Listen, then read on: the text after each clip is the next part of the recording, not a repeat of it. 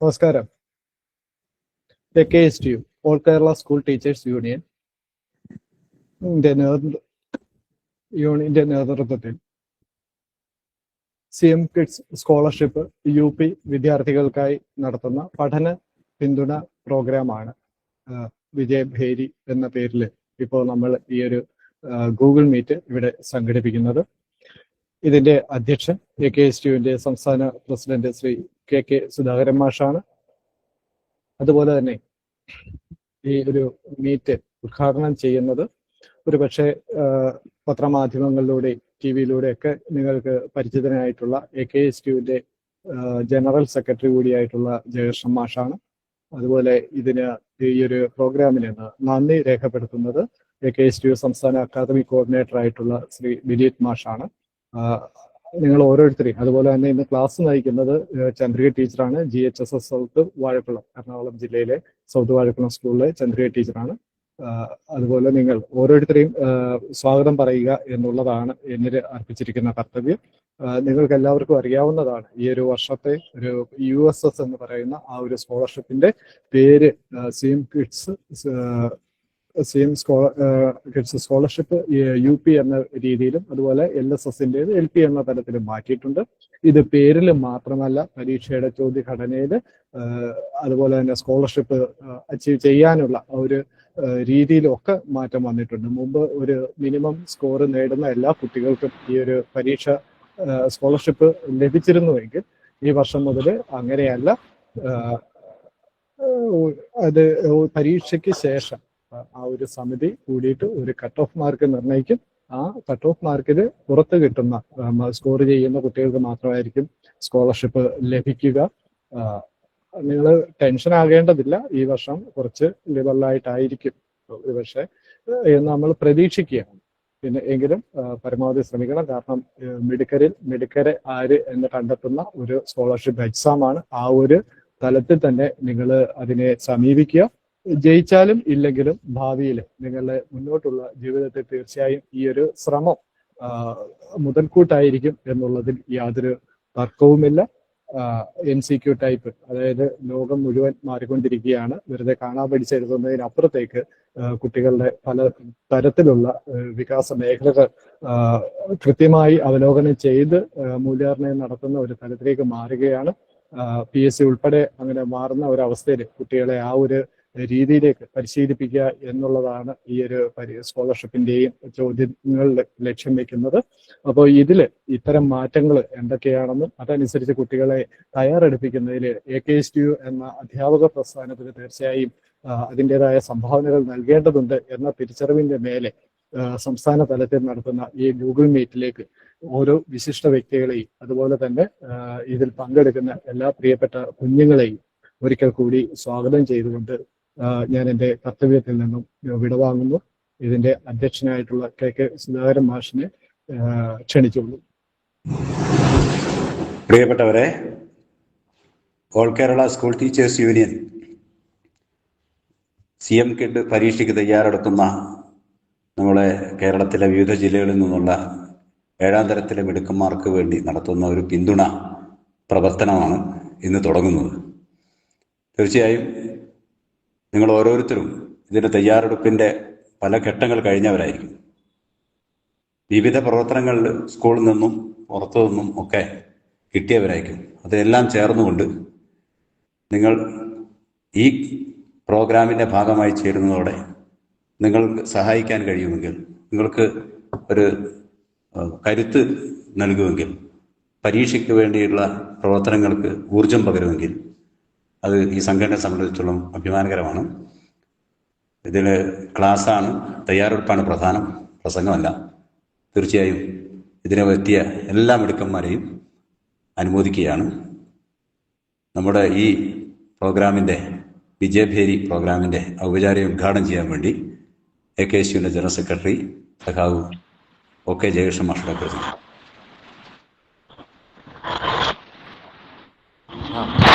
പ്രിയമുള്ള കുട്ടികളെ, ഏറ്റവും ആദ്യം ഞാൻ ഇന്ന് ഇതിനകത്ത് ഹാജരായിരിക്കുന്ന കുട്ടികളെയാണ് അഭിസംബോധന ചെയ്യുന്നത്. അതിനകത്ത് ആരൊക്കെയോ മ്യൂട്ട് ചെയ്യാനുണ്ട്. റൈറ്റ്. അപ്പോൾ നമ്മൾ ഇന്ന് നേരത്തെ നമ്മുടെ 2 മാഷന്മാരും പറഞ്ഞതുപോലെ നമ്മുടെ ഒരു മാഷന്മാരുടെ കൂട്ടായ്മയാണ് നിങ്ങൾക്ക് വേണ്ടി ഈ ഒരു പ്രോഗ്രാം ആലോചിച്ചിരിക്കുന്നത്. മറ്റൊന്നുകൊണ്ടുമല്ല, ഇതിനു മുമ്പും നിങ്ങൾ ഒരുപക്ഷെ LSS പരീക്ഷ എഴുതിയവരാണ്, നേടിയവരാണ്, നേടാത്തവരാണ്. കുഴപ്പമില്ല. ഈ പരീക്ഷയുടെ ഇപ്പൊ USS പരീക്ഷയുടെയും LSS പരീക്ഷയുടെയും പേര് ഒന്ന് ഏകീകരിച്ച് ചീഫ് മിനിസ്റ്റേഴ്സ് സ്കോളർഷിപ്പ് എന്ന പേര് വന്നിരിക്കുകയാണ്. ആ പരീക്ഷയെ സംബന്ധിച്ചിടത്തോളം പുതിയ മാനദണ്ഡങ്ങളും വന്നിട്ടുണ്ട്. എഴുതുന്ന എല്ലാവരെയും വിജയിപ്പിക്കുക എന്നുള്ളത് അങ്ങനെയല്ല. എല്ലാവരും വിജയിക്കുന്നവരാണ്, എല്ലാവർക്കും അതിനുള്ള ശേഷിയുള്ളവരാണ് നമ്മുടെ ഈ ക്ലാസ്സുകളിലൊക്കെ അറ്റൻഡ് ചെയ്യുന്നവർ. അല്ലെങ്കിൽ വിജയിക്കാൻ വേണ്ടി മത്സരിക്കുന്നവരാണ് എന്നുള്ളതാണ്. 1-2 മാർക്കിന് പിന്തള്ളിപ്പോവുക എന്നുള്ളത് വലിയ അപരാധമൊന്നുമല്ല. വിജയിക്കുകയോ തോൽക്കുകയോ ആകട്ടെ, ഒരു പരീക്ഷയെ നേരിടുക, ഏത് പരീക്ഷണത്തെയും നേരിടുവാൻ പ്രാപ്തരാകുക എന്നുള്ളതാണ് ഏറ്റവും വലിയ കാര്യം. അതുകൊണ്ട് അതിന് ഒരുപക്ഷെ പരീക്ഷ എന്നതിനപ്പുറത്തേക്ക് സംസ്ഥാനത്തെ വിവിധ മേഖലകളിലുള്ള വിവിധ ഭാഗങ്ങളിലുള്ള അധ്യാപകരെ നിങ്ങൾക്ക് പരിചയപ്പെടാനും അവരെടുക്കുന്ന ക്ലാസ്സുകളിൽ പങ്കെടുക്കുവാനും ഒക്കെയുള്ള അവസരമാണ് ഇതിലൂടെ ലഭിക്കുന്നത്. ആ അധ്യാപകരുടെ കൂട്ടായ്മയാണ് AKSTU. അത് കുട്ടികൾക്ക് വേണ്ടിയാകണം വിദ്യാഭ്യാസം, കുട്ടികളുടെ വിദ്യാഭ്യാസത്തിന് വേണ്ടിയാകണം എല്ലാം എന്ന് ചിന്തിക്കുന്ന ഒരു കൂട്ടം അധ്യാപകരുടെ കൂട്ടായ്മയാണ്. അതിലേക്ക് നിങ്ങളുടെ എല്ലാം ഈ ക്ലാസ്സിലേക്ക് സ്വാഗതം ചെയ്യുകയാണ്. നിങ്ങൾ ഇതിന്റെ റെസ്പോൺസ്, അഭിപ്രായങ്ങൾ നന്നായി നിങ്ങളുടെ അധ്യാപകർ മുഖാന്തരം ഈ ഗ്രൂപ്പിൽ അറിയിക്കണം. നിങ്ങളുടെ രക്ഷിതാക്കൾ കൂടെ ഉണ്ടാകും എന്ന് പ്രതീക്ഷിക്കുന്നു. ഒരുപക്ഷെ കുട്ടികൾ നിങ്ങൾക്കാണ് വിജയിക്കേണ്ടത്, രക്ഷിതാക്കൾക്കല്ല. അതിനുള്ള തയ്യാറെടുപ്പാണ് വേണ്ടത്. അതൊരു മത്സരമല്ല, നമുക്ക് ജീവിതത്തിൽ വിജയിക്കുവാനുള്ള ഒരു പരിശ്രമമാണിത്. ഇതിൽ ആർക്കെങ്കിലും 1-2 മാർക്കിന് ഒരുപക്ഷെ കിട്ടിയില്ല എന്നൊക്കെ വരാം. അതിലൊന്നും ഒരു കാര്യമില്ല. ഏത് മത്സരത്തിലും അപ്പിയർ ചെയ്യുക, പങ്കെടുക്കുക എന്നുള്ളതാണ് ഏറ്റവും പ്രധാനം.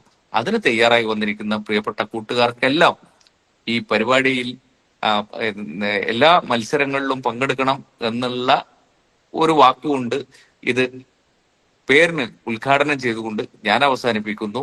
നിങ്ങൾ തുടരണം. നല്ല പഠിതാക്കളായി, നല്ല കുട്ടികളായി, നല്ലവരായി വളരണം എന്ന് മാത്രം പറഞ്ഞുകൊണ്ട് നിർത്തുന്നു.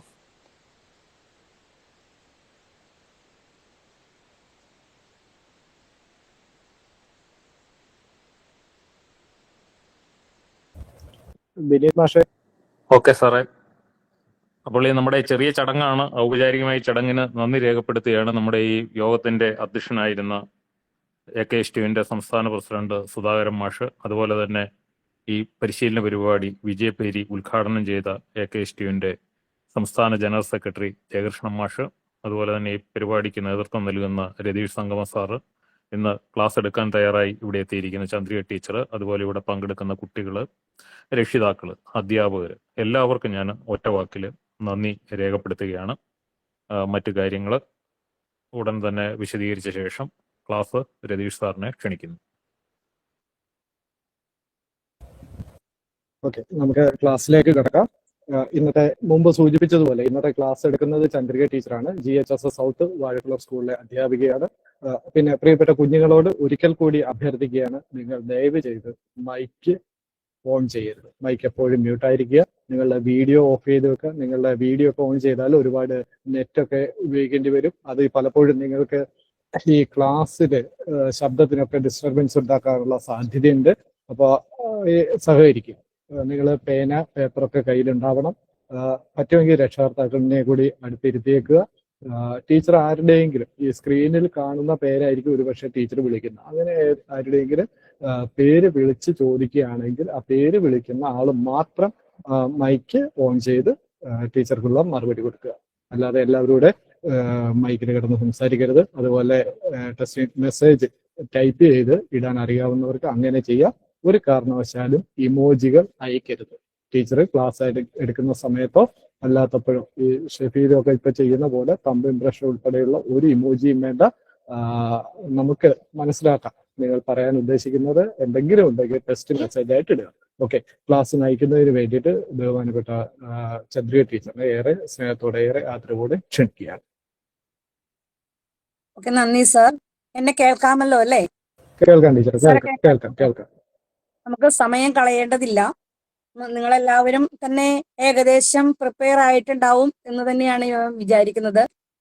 നമ്മൾ പ്രധാനമായും ഈ CM കിഡ്സ് സ്കോളർഷിപ്പ് പുതിയ പേരിൽ വന്ന, പുതിയ പാറ്റേണിൽ വന്ന ഈ പരീക്ഷയെ, മത്സര പരീക്ഷയെ അഭിമുഖീകരിക്കുമ്പോൾ ഉണ്ടാകുന്ന, മലയാളത്തിൽ ഉണ്ടാകുന്ന കുറെ പ്രശ്നങ്ങളാണ് നമ്മൾ ഇന്നിവിടെ ചർച്ച ചെയ്യാനായിട്ട് പോകുന്നത്.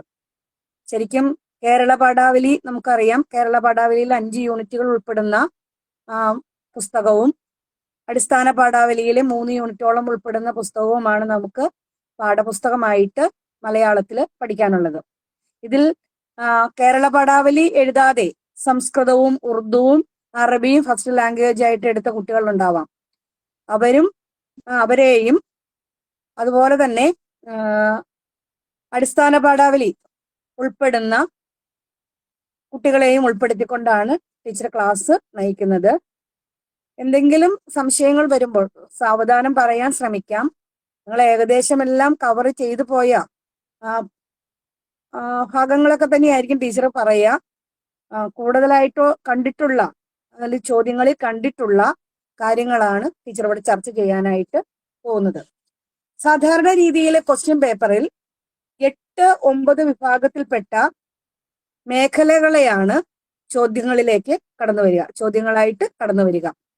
മലയാളത്തിലെ ചോദ്യങ്ങളായിട്ട് കടന്നു വരുന്നത്. 1, സാഹിത്യം.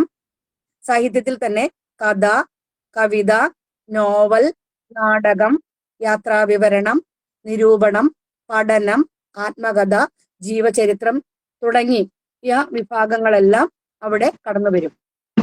ഇത് രണ്ടാമത്തത് വ്യാകരണ വിഭാഗമാണ്. വ്യാകരണത്തിലാണെങ്കിൽ പദശുദ്ധി, വാക്യശുദ്ധി, സന്ധി, സമാസം, പദങ്ങൾ പിരിച്ചെഴുതാനും കൂട്ടിച്ചേർത്തെഴുതാനും ഉണ്ടാവുന്ന പ്രത്യേകതകള്, പ്രത്യയങ്ങൾ ചേർത്ത് സമാസിക്കുമ്പോൾ ഘടകപദങ്ങളാക്കുകയോ വിഗ്രഹിക്കുകയോ ചെയ്യുമ്പോൾ ഉണ്ടാവുന്ന പ്രത്യേകതകള്, പകരപദങ്ങള്, പര്യായ പദങ്ങള്, അർത്ഥം, എതിർലിംഗം, ഏകവചനം, ബഹുവചനം തുടങ്ങിയ മേഖലകളിലെ ചോദ്യങ്ങളാണ് വ്യാകരണ വിഭാഗത്തില്, ഗ്രാമർ വിഭാഗത്തില് കൂടുതലായി കടന്നു വന്ന് കണ്ടിട്ടുള്ളത്. പിന്നീടുള്ളത് ശൈലികളും പഴഞ്ചൊല്ലുകളുമാണ്. നമ്മൾ സാധാരണയായിട്ട് ഉപയോഗിക്കുന്ന നിരവധി ശൈലികളും പഴഞ്ചൊല്ലുകളുമായി ബന്ധപ്പെട്ട ചോദ്യങ്ങളും കടന്ന് വന്ന് കണ്ടിട്ടുണ്ട്. പിന്നെ വരുന്നത് കവിതയിലെ പ്രധാനപ്പെട്ട ചില വരികൾ തന്നിട്ട് അത് ആരുടേത് എന്ന് ചോദ്യങ്ങൾ വരാറുണ്ട്. അവാർഡുകളിൽ പ്രത്യേകിച്ചും വയലാർ അവാർഡും എഴുത്തച്ഛൻ പുരസ്കാരവും ഒരു ക്വസ്റ്റ്യൻ പേപ്പറിൽ തീർച്ചയായും ഉണ്ടായിരിക്കും. പിന്നെ വരുന്നത് തൂലികാനാമങ്ങളാണ്. അടുത്തൊരു സെഷൻ എന്ന് പറയുന്നത് തൂലികാനാമങ്ങളാണ്. പിന്നീട് വരുന്നൊരു സെഷൻ എന്ന് പറയുന്നത് കഥാപാത്രങ്ങളും കഥാപാത്ര ജോഡികളും ആണ് അടുത്തത്. പിന്നെ വരും കഥാപാത്രവും കൃതികളും ജോഡികളായിട്ട് ചോദിച്ചുള്ള ചോദ്യങ്ങളും വരും. അതോടൊപ്പം ചോദിക്കുന്നതാണ് കല, സംഗീതം, വാദ്യം, ചിത്രകല തുടങ്ങിയ നാടൻ കലാരൂപങ്ങളുമായി ബന്ധപ്പെട്ട ചോദ്യങ്ങളും കടന്നു വരാം. ഇത്രയും കാര്യങ്ങളാണ് പ്രധാനമായും ക്വസ്റ്റ്യൻ പേപ്പറിൽ ഉണ്ടാവുക. ഇതിൽ സാഹിത്യവുമായി ബന്ധപ്പെട്ട ചോദ്യങ്ങൾ കൂടുതലായി കണ്ടേക്കുന്നത് നമ്മുടെ പാഠപുസ്തകവുമായി ബന്ധപ്പെട്ട സാഹിത്യകാരന്മാരെ കൂടുതൽ ഉൾപ്പെടുത്തിക്കൊണ്ടാണ്. അപ്പൊ നമുക്കറിയാം പാഠപുസ്തകത്തിലെ പ്രധാനപ്പെട്ട എഴുത്തുകാരെയൊക്കെ നിങ്ങൾ കണ്ടു കാണും. ഏകദേശം പരീക്ഷ, ആനുവൽ എക്സാം അടുത്തിരിക്കുന്ന സമയം എത്തിയപ്പോഴേക്കും പോർഷനൊക്കെ ഏകദേശം കടന്നിട്ടുണ്ടാവും. അപ്പോൾ മുഴുവൻ പോർഷൻ ഭാഗവും പാഠഭാഗങ്ങളും ഈ മത്സര പരീക്ഷയിൽ കടന്നു വരാൻ സാധ്യത കൂടുതലാണ്. ഞാൻ പാഠപുസ്തകത്തിലെ കൂടുതൽ കാര്യങ്ങളായിട്ട് പറയാനായിട്ട് ഉദ്ദേശിക്കുന്നില്ല. കാരണം പാഠപുസ്തകങ്ങൾ നിങ്ങളുടെ സ്കൂളില് കൃത്യമായി വിനിമയം ചെയ്തു പോകുന്നതാണ്, നിങ്ങൾ കൃത്യമായി പഠിച്ചു പോകുന്നതാണ്. ഒരു കാര്യം മാത്രം ചേർത്ത് പറയുന്നു, ഓരോ പാഠഭാഗത്തെയും അതുമായി ബന്ധപ്പെട്ട ആ പാഠഭാഗം ഏത് സാഹിത്യ വിഭാഗത്തിലാണ്, കഥയാണോ, കവിതയാണോ, നോവലാണോ, അല്ലെങ്കിൽ നിരൂപണമാണോ, പഠനമാണോ, ലേഖനമാണോ, ആത്മകഥയാണോ, ഏത് വിഭാഗത്തിലാണോ പെടുന്നതെന്നും അതോടൊപ്പം തന്നെ അത് എഴുതിയ എഴുത്തുകാരനെയും എഴുത്തുകാരന്റെ അവാർഡുകൾ, മറ്റു കൃതികൾ എന്നിവയെയും ഒന്ന് ജസ്റ്റ് ഓർത്തു വെക്കാൻ കുറിച്ചു വെക്കാനായിട്ട് ശ്രദ്ധിക്കണം. അതിൽ നിന്നുള്ള ചോദ്യങ്ങൾ കൂടുതലായും വരും. ഇത്രയാണ് പാഠപുസ്തകവുമായി ബന്ധപ്പെട്ട് പറയാനുള്ളത്. ഇനി സാഹിത്യത്തില് കവിതാ പ്രസ്ഥാനത്തിലെ പ്രാചീന കവിത്രയം നമുക്കറിയാം. 15-ാം നൂറ്റാണ്ടിൽ ജീവിച്ചിരുന്ന ചെറുശ്ശേരി മുതല് 16-ാം നൂറ്റാണ്ടിൽ ജീവിച്ചിരുന്ന 16-17 നൂറ്റാണ്ടിനുള്ളിൽ ജീവിച്ചിരുന്ന എഴുത്തച്ഛനും 18-ാം നൂറ്റാണ്ടിലെ കുഞ്ചൻ നമ്പ്യാരും പ്രധാനമായി ചോദ്യഭാഗത്തേക്ക് കടന്നു വരാറുണ്ട്. ഇതിൽ ചെറുശ്ശേരിയുടെ കൃഷ്ണഗാഥ എന്ന് പറയുന്ന കൃതിയെക്കുറിച്ചും കൃഷ്ണഗാഥയുടെ മറ്റൊരു പേരായ കൃഷ്ണപ്പാട്ടിനെ കുറിച്ചും ഗാഥാവൃത്തം ഏത് എന്ന് ചോദിച്ചാൽ മഞ്ജരിയാണെന്നും ഉൾപ്പെടുത്തുന്ന രീതിയിലുള്ള ചോദ്യങ്ങൾ അതിൽ കടന്നു വരാറുണ്ട്. അപ്പൊ അതും നിങ്ങൾ പഠിച്ചിട്ടുണ്ടാവാം എന്ന് വിചാരിക്കുന്നു. ചെറുശ്ശേരി 15-ാം നൂറ്റാണ്ട്. ചെറുശ്ശേരിയുടെ കൃതി എന്ന് പറയുന്നത് കൃഷ്ണഗാഥയാണ്. കൃഷ്ണഗാഥയുടെ മറ്റൊരു പേര് കൃഷ്ണപ്പാട്ട് എന്നാണ്. ഇത് എഴുതിയിരിക്കുന്ന വൃത്തം മഞ്ജരി ആയതുകൊണ്ട് ആ മഞ്ജരിയെ ഗാഥാവൃത്തം എന്നാണ് പറയുന്നത്. ഇനി ഇത് കൂടാതെ ഭാഗവതം ദശമസ്കന്ധത്തിലെ നിന്നാണ് കൃഷ്ണഗാഥയ്ക്ക് ആസ്പദമായ കൃതികൾ എടുത്തിട്ടുള്ളത്, ഈ പ്രമേയം എടുത്തിട്ടുള്ളത്. ഇത്രയും കാര്യങ്ങൾ അതുമായി ബന്ധപ്പെട്ടെന്ന് ഓർത്ത് ഇരിക്കുക. ഇനിയുള്ളത് എഴുത്തച്ഛനാണ്. ആധുനിക മലയാള ഭാഷയുടെ പിതാവെന്നും ഭക്തിപ്രസ്ഥാനത്തിന്റെ പ്രയോക്താവെന്നും കിളിപ്പാട്ട് പ്രസ്ഥാനത്തിന്റെ ഉപജ്ഞാതാവെന്നും 3 തരത്തിൽ നമ്മൾ പറയുന്ന നമ്മുടെ ഇന്ന് നമ്മൾ ഉപയോഗിക്കുന്ന മലയാള ഭാഷയുടെ ഉപജ്ഞാതാവായ എഴുത്തച്ഛന്റെ 2 കൃതികളാണ് നമ്മൾ ഓർത്തിരിക്കേണ്ടത്. അത് വിവർത്തന കൃതികളാണ്. ഒന്ന് അധ്യാത്മരാമായണം കിളിപ്പാട്ടും, രണ്ടാമത് മഹാഭാരതം കിളിപ്പാട്ടുമാണ്. വ്യാസന്റെ മഹാഭാരതത്തെയും വ്യാസൻ സംസ്കൃത ഭാഷയിൽ എഴുതിയ മഹാഭാരതത്തെയും വാൽമീകി ആദിമ കാവ്യമായ വാൽമീകിയുടെ രാമായണത്തെയും, അത് സംസ്കൃത ഭാഷയിലാണ് എഴുതിയിട്ടുള്ളത്, അതിനെയും വിവർത്തനം ചെയ്തുകൊണ്ടാണ് എഴുത്തച്ഛൻ കടന്നു വന്നത്. അപ്പൊ ആ കാര്യം കൂടി ഒന്ന് ഓർത്തിരിക്കണം. അദ്ദേഹത്തിന്റെ കാലഘട്ടം നമുക്ക് കൃത്യമായി 16-17 നൂറ്റാണ്ടിന് ഇടയിലാണെന്ന് പറയപ്പെടുന്നു. ഹരിനാമ കീർത്തനവും അദ്ദേഹത്തിന്റെ കൃതിയാണെന്ന് പറയുന്നുണ്ടെങ്കിൽ പോലും അത് ഇന്നും വിമർശനങ്ങൾക്കും പഠനങ്ങൾക്കും വിധേയമായി കൊണ്ടിരിക്കുന്ന ഒന്നായതുകൊണ്ട് നമുക്ക് ഉറപ്പിച്ച് പറയാനായിട്ട് പറ്റില്ല.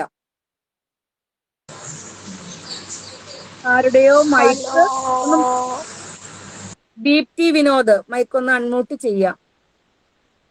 അതുപോലെ തന്നെ മൂന്നാമത്തെ ആള്, പ്രാചീന കവിത്രയത്തിലെ മൂന്നാമത്തെ ആള് കുഞ്ചൻ നമ്പ്യാരാണ്. നമുക്കറിയാം, ഒരു കലാ പ്രസ്ഥാനത്തെ തന്നെ, തുള്ളൽ എന്ന് പറയുന്ന കലയെ നമ്മുടെ മുന്നിലേക്ക് അവതരിപ്പിച്ചുകൊണ്ട് കടന്നു വന്ന ആദ്യത്തെ ജനകീയ കവിയാണ് കുഞ്ചൻ നമ്പ്യാർ. ആക്ഷേപ ഹാസ്യങ്ങളും ഫലിത പരിഹാസങ്ങളിലൂടെ ചിരിപ്പിക്കുകയും ചിന്തിപ്പിക്കുകയും ചെയ്ത കവിയാണ് കുഞ്ചൻ നമ്പ്യാർ. അദ്ദേഹത്തിന്റെ ആദ്യത്തെ തുള്ളൽ കൃതി എന്ന് പറയുന്നത് ശീതങ്കൻ തുള്ളലാണ്. 3 തരം തുള്ളലാണുള്ളത്. അതൊക്കെ നിങ്ങൾക്ക് അറിയാമായിരിക്കും. ഓട്ടൻ, പറയൻ, ശീതങ്കൻ. ഇതില് കല്യാണ സൗഗന്ധികം ശീതങ്കൻ തുള്ളലാണ് ആദ്യത്തെ കൃതിയായിട്ട് പറയപ്പെടുന്നത്. ഇതും പരീക്ഷയ്ക്ക് പലവട്ടം ചോദിച്ചു കണ്ടിട്ടുണ്ട്. ആദ്യത്തെ കൃതിയായ കല്യാണ സൗഗന്ധികത്തെ പരീക്ഷയ്ക്ക് ചോദിച്ച് കണ്ടിട്ടുണ്ട്. ഇത്രയും കാര്യങ്ങളാണ് അവിടെ പ്രധാനമായിട്ട് നമ്മൾ ചർച്ച ചെയ്ത് അല്ലെങ്കിൽ ഓർത്ത് വെച്ച് പോകേണ്ടത്. രണ്ടാമത് ഉള്ള നോവൽ, പ്രധാനപ്പെട്ട നോവൽ, ആദ്യത്തെ നോവൽ നിങ്ങൾക്ക് അറിയാമായിരിക്കും. ആദ്യത്തെ നോവൽ കുന്തലതയാണ്, അപ്പു നെടുങ്ങാടിയുടെ കുന്തലത. അതിനുശേഷമുണ്ടായ നോവല ചന്തുമേനോന്റെ ഇന്ദുലേഖയാണ് ആദ്യത്തെ ലക്ഷണമൊത്ത നോവലായിട്ട് പറയുന്നു. അതിന്റെ ഒപ്പം തന്നെ CV രാമൻപിള്ളയുടെ ചരിത്ര ആഖ്യായികകളായ 3 കൃതികളുണ്ട്. മാർത്താണ്ഡവർമ്മയും രാമരാജ ബഹദൂറും ധർമ്മരാജയും. ഇതൊക്കെ അതിനുശേഷം കടന്നു വന്ന, ഇപ്പൊ എത്തി നിൽക്കുന്ന, അവസാനം വരെ എത്തി നിൽക്കുന്ന ഇപ്പൊ ഏറ്റവും ആധുനികമായിട്ടുള്ള കൃതികൾ കൂടി നമ്മൾ ഓർത്തു വെക്കണം. എഴുത്തുകാരെയും ജസ്റ്റ് ഒന്ന് ഓർത്തു വെക്കണം അവിടെ. അതും നിങ്ങൾ കടന്നു പോയിട്ടുണ്ടാവാം, പഠിച്ചിട്ട് ഉണ്ടാവാം. 2 കഥയാണ്, ചെറുകഥാ പ്രസ്ഥാനമാണ്. ചെറുകഥാ പ്രസ്ഥാനം വേങ്ങയിൽ കുഞ്ഞിരാമൻ നായനാരുടെ വാസനാപ്രകൃതിയിലാണ് ചെറുകഥയുടെ തുടക്കം എന്ന് പറയുന്നത്. നിരവധി ചെറുകഥകൾ ഉണ്ട്. ഈ ചെറുകഥാ പ്രസ്ഥാനം പഠിക്കുമ്പോൾ നമ്മൾ പ്രമുഖരായ കുറച്ച് എഴുത്തുകാരെ നമ്മൾ ഓർത്തു വെക്കണം. നമ്മുടെ ചെറുകഥാ പ്രസ്ഥാനത്തിൽ ചെറുകഥകൾ മാത്രം എഴുതിയ T പത്മനാഭൻ അതിനെ നമ്മൾ ഓർക്കണം. അതുപോലെ തന്നെ Basheer, Thakazhi, Karoor, Ponkunnam Varkey, SK Pottekkatt, Lalithambika Antharjanam, P Kesavadev, Akbar Kakkattil, Santhosh Echikkanam, Aymanam John തുടങ്ങിയ കുറെ അധികം എഴുത്തുകാരെ നമ്മളൊന്ന് ഓർത്തു വെക്കണം. കാരണം പാഠഭാഗങ്ങളിലും ഇവരൊക്കെ കടന്നു വന്നിട്ടുണ്ട്. അതുകൊണ്ട് അവരെ ഒന്ന് ഓർത്ത് വെക്കേണ്ടതാണ്. അവരുടെ കൃതികളെയും ഒന്ന് ചേർത്ത് വെക്കാനായിട്ട് ശ്രദ്ധിക്കണം. ഇതിലെ ഒരു ചോദ്യം കഴിഞ്ഞ തവണ വന്ന് കണ്ടതാണ്. കാരൂരിന് ശേഷം അധ്യാപക കഥകൾ ഏറ്റവും കൂടുതൽ എഴുതിയ ആളാണ് കാരൂർ. കാരൂരിന്റെ പൊതിച്ചോറ് എന്ന കൃതി ഏറ്റവും ശ്രദ്ധേയമായ ഒരു ചെറുകഥയാണ്. കാരൂരിന് ശേഷം മലയാള സാഹിത്യത്തിൽ അധ്യാപക കഥകൾ എഴുതിയ എഴുത്തുകാരൻ ആരാണ് എന്നൊരു ചോദ്യം ഉണ്ടായിരുന്നു. അക്ബർ കക്കട്ടിലാണത്. അതൊക്കെ ഓർത്ത് വെക്കണം. കഴിഞ്ഞ തവണ ചോദിച്ചതുകൊണ്ട് ഒരുപക്ഷെ ചോദിക്കാൻ സാധ്യതയില്ല, എന്നാലും ഒന്ന് ഓർത്ത് വെക്കുക. ഇനി പഠനങ്ങൾ, നിരൂപണം, ആത്മകഥ, ജീവചരിത്രം. നാടകത്തിലേക്ക് വന്നാൽ ആദ്യത്തെ നാടകം എന്ന് പറയുന്നത് മറിയാമ്മ നാടകം അല്ലെ, പാറമേക്കൽ തോമാ കത്തനാരുടെ യാത്രാ വിവരണം, വർത്തമാന പുസ്തകം, അതും ഓർത്തു വെക്കണം. നാടകം ഓർത്തു വെക്കണം. ആദ്യത്തെ രാഷ്ട്രീയ നാടകമായ പാട്ടബാക്കി, അത് ഓർത്തു വെക്കണം. അങ്ങനെ സ്പീഡ് കൂടുതലാണോ? ഒരു മണിക്കൂർ ഉള്ളൂ, അതുകൊണ്ടാണേ. ഇതൊക്കെ നിങ്ങൾക്ക് അറിയാലോ എന്ന് വിചാരിച്ചിട്ടാണ് ടീച്ചർ സ്പീഡ് കൂട്ടി പോകുന്നത്. പറയാം, സ്പീഡ് കുറച്ച് പറയാം. കൊച്ചിപ്പന്തരകന്റെ മറിയാമ്മ നാടകം തുടങ്ങി.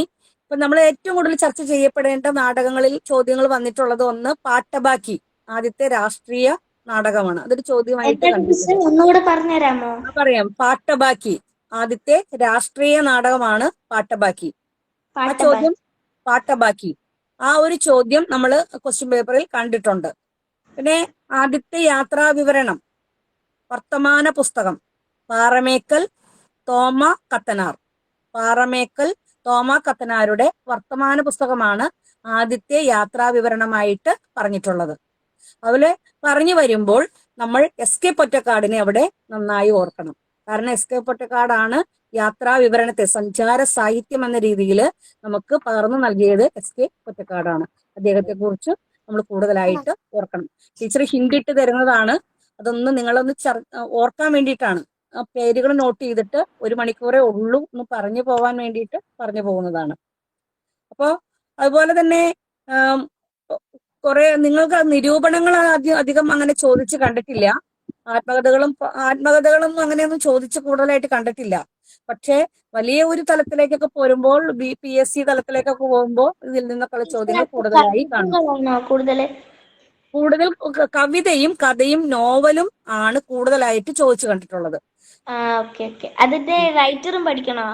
ആ റൈറ്റർ പഠിക്കണം, എഴുത്തുകാരനെയും പഠിക്കണം, അതിലെ കഥാപാത്രങ്ങളെ കൂടി നമ്മൾ പഠിക്കണം. അപ്പൊ ടീച്ചർ പറഞ്ഞു വരുമ്പോൾ നിങ്ങൾക്ക് മനസ്സിലാവും. ഇപ്പൊ കഥാപാത്രങ്ങളെ കുറിച്ച് പഠിക്കുക എന്ന് പറഞ്ഞിട്ടുണ്ടെങ്കിൽ ഇപ്പൊ നമുക്കറിയാം, കുറെ അധികം കഥാപാത്രങ്ങളെ നമുക്ക് അറിയാവുന്നതാണല്ലോ. അപ്പൊ അങ്ങനെ കുറെ കഥാപാത്രങ്ങളെ നമ്മൾ പഠിച്ചിരുപ്പോ ഒരു ചോദ്യം ഇതായിരിക്കും. ഇപ്പൊ അപ്പുക്കിളി കഥാപാത്രമായ മലയാളത്തിലെ നോവൽ ഏതാണ്? അപ്പുക്കിളി ഏതാണ്? ഖസാക്കിന്റെ ഇതിഹാസം. ഖസാക്കിന്റെ ഇതിഹാസത്തിലാണ് OV വിജയന്റെ ഖസാക്കിന്റെ ഇതിഹാസത്തിലാണ് അപ്പുക്കിളി കഥാപാത്രമായിട്ട് വരുന്നത്. പറയാം ടീച്ചർ പറഞ്ഞു പോവാം. നിങ്ങൾ സംസാരിക്കണ്ട, ഞാൻ പറഞ്ഞു പോകാം കേട്ടോ. കഥാപാത്രം ളെ കുറിച്ച് കുറെ പറയാം. കൃതികളും കഥാപാത്രങ്ങളും ടീച്ചർ കുറെ പറയാം. ഒന്നാമത്തത് ചെമ്മീൻ, തകഴിയുടെ വിഖ്യാതമായും പ്രശസ്തമായും ഒരു സിനിമയായി മാറിയ ഒരു നോവലാണ് ചെമ്മീൻ. ആ ചെമ്മീനിലെ ഒരു കഥാപാത്രമാണ് ചെമ്പൻ കുഞ്ഞ്, കറുത്തമ്മ, പളനി. ചെമ്പൻ കുഞ്ഞ്, ചെമ്മീൻ, തകഴിയുടെ ചെമ്മീൻ എന്ന് പറയുന്ന നോവലിലെ കഥാപാത്രങ്ങളാണ് ചെമ്പൻ കുഞ്ഞ്, കറുത്തമ്മ, പളനി. എന്താ ടീച്ചർ ലാസ്റ്റത്തെ? ചെമ്പൻ കുഞ്ഞ്, കറുത്തമ്മ, പളനി. പിന്നെ അതുപോലെ MD പരീക്കുട്ടി സാധാരണയായിട്ട് ഈ 3 പേരൊക്കെയാണ് ചോദിച്ചു കണ്ടതാണ്. അതുകൊണ്ട് ടീച്ചർ പറഞ്ഞല്ലോ, പരീക്കുട്ടി അറിയാലോ, അതുകൊണ്ട് ഞാൻ ചേർത്ത് വെച്ചോളൂ. അതുപോലെ ചോദിച്ചേക്കുന്ന ഒരു ചോദ്യമാണ് MDയുടെ ഭീമനെ കഥാപാത്രമാക്കി, ചോദ്യം എഴുതിക്കോളൂ. ഭീമനെ കഥാപാത്രമാക്കി MD രചിച്ച നോവൽ. ഭീമനെ കഥാപാത്രമാക്കി MD രചിച്ച നോവൽ രണ്ടാമൂഴം. ഭീമനെ മഹാഭാരതത്തിലെ പഞ്ചപാണ്ഡവരിൽ അല്ലേ, പഞ്ചപാണ്ഡവരിലെ ഭീമനെ കഥാപാത്രമാക്കി MD വാസുദേവൻ നായർ രചിച്ച നോവൽ, എഴുതിയ നോവലാണ് രണ്ടാമൂഴം. എന്താണ് ടീച്ചർ ഒന്നുകൂടി പറയാവോ? ഭീമനെ കഥാപാത്രമാക്കി MD വാസുദേവൻ നായർ രചിച്ച നോവലാണ് രണ്ടാം മൂഴം. രചിച്ച രണ്ടാം മൂഴം. രണ്ടാം ഊഴം. ഇനി കർണനെ കഥാപാത്രമാക്കി PK ബാലകൃഷ്ണൻ രചിച്ച നോവലാണ് ഇനി ഞാൻ ഉറങ്ങട്ടെ. കർണനെ ഞാൻ അതന്നെ, ഉറങ്ങട്ടെ. കർണനെ കഥാപാത്രമാക്കി രചിച്ച നോവൽ. പിന്നെ കർണനെ. കർണനെ. അപ്പുണ്ണി നാലുകെട്ടിലെ MDയുടെ നാലുകെട്ടിലെ കഥാപാത്രമാണ് അപ്പുണ്ണി. MDയുടെ നാലുകെട്ടിലെ കഥാപാത്രമാണ് അപ്പുണ്ണി. MDയുടെ നാലുകെട്ടിലെ കഥാപാത്രമാണ് അപ്പുണ്ണി. P കേശവദേവിന്റെ ഓടയിൽ നിന്ന് പപ്പു ഓടയിൽ നിന്നിന്റെ കഥാപാത്രമാണ് പപ്പു. ലക്ഷ്മിയും പപ്പുവും. അതുപോലെ തന്നെ ടീച്ചർ ആദ്യം ചോദിച്ചിരുന്ന ഒരു ചോദ്യം ഉണ്ടായല്ലോ, ഖസാക്കിന്റെ ഇതിഹാസത്തിലെ വേറൊരു പുക്കിളിയെ കൂടാതെ വേറൊരു കഥാപാത്രമാണ് രവി. അതിലെ മെയിൻ കഥാപാത്രമാണല്ലോ രവി.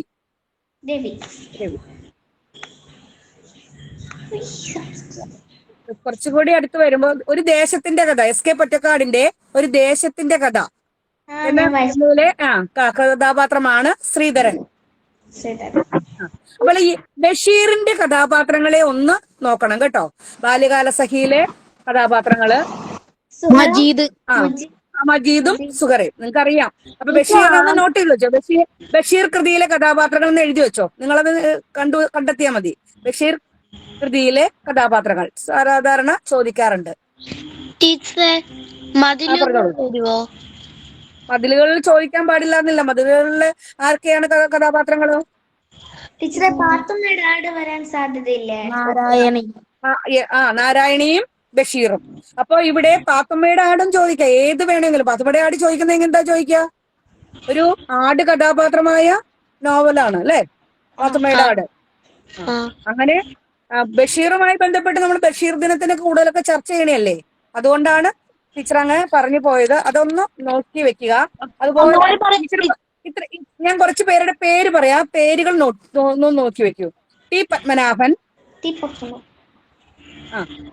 അക്ബർ കക്കട്ടിൽ,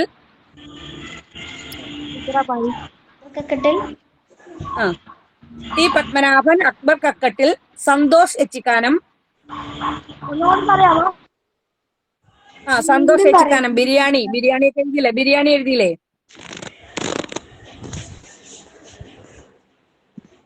സന്തോഷ് എച്ചിക്കാനം ബിരിയാണി എഴുതിയ.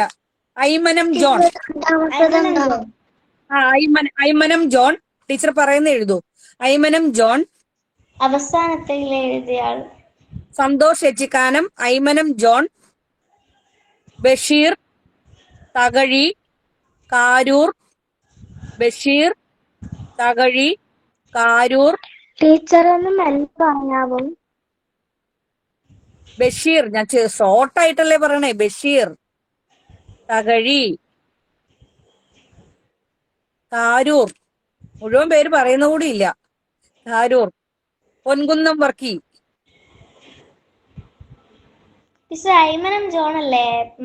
അതെ Aymanam John. Basheer, Thakazhi, Karoor. Ponkunnam Varkey. MD.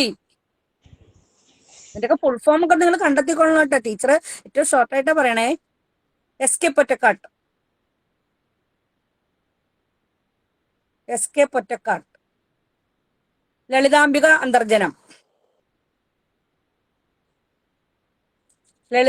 Antharjanam. P Kesavadev.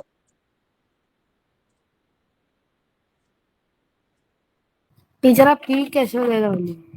P Kesavadev ഓടയിൽ നിന്ന് എഴുതി. അതോടൊപ്പം തന്നെ ഏറ്റവും ലേറ്റസ്റ്റ് ആയിട്ടുള്ള എഴുത്തുകാരെയും ഓർക്കണം. സുസ്മിത് ചന്ദ്രോത്ത്, സുഭാഷ് ചന്ദ്രൻ ഉൾപ്പെടെയുള്ള ഏറ്റവും പുതിയ എഴുത്തുകാരെ. അംബികാസുധൻ മങ്ങാട്. അദ്ദേഹത്തിന്റെ ഒരു ചോദ്യമൊക്കെ ചോദിച്ചുകൂടാന്നില്ല.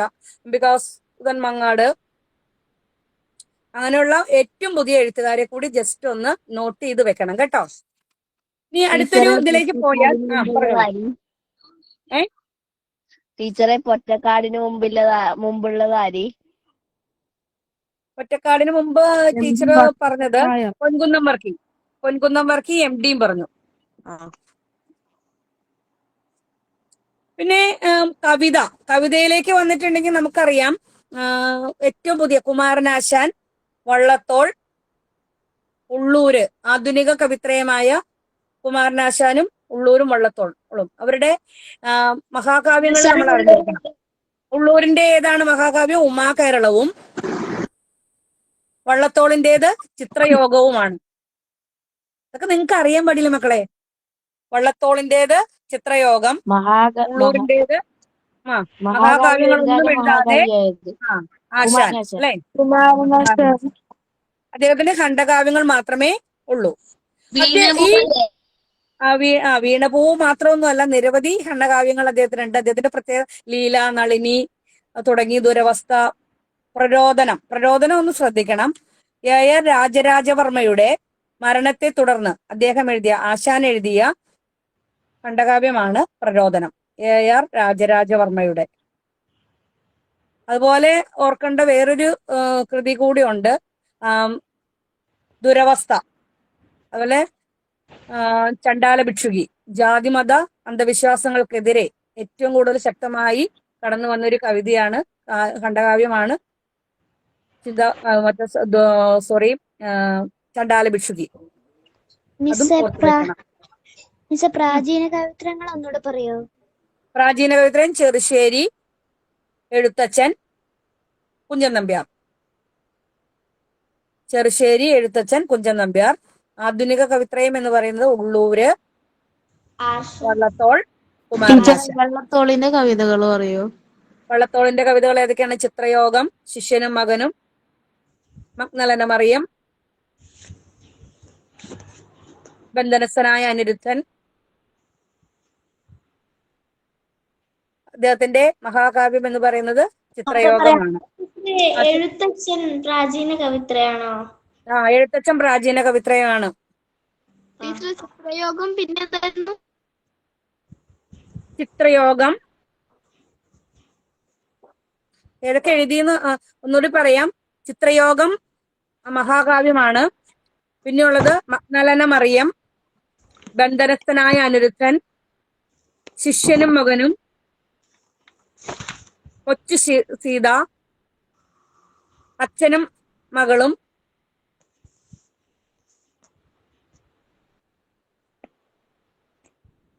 അതെല്ലാം നിങ്ങൾ നോക്കണമെന്നൊന്നുമില്ല. ഈ മഹാകാവ്യാണ് സാധാരണയായിട്ട് ചോദിച്ചു കാണാറ്.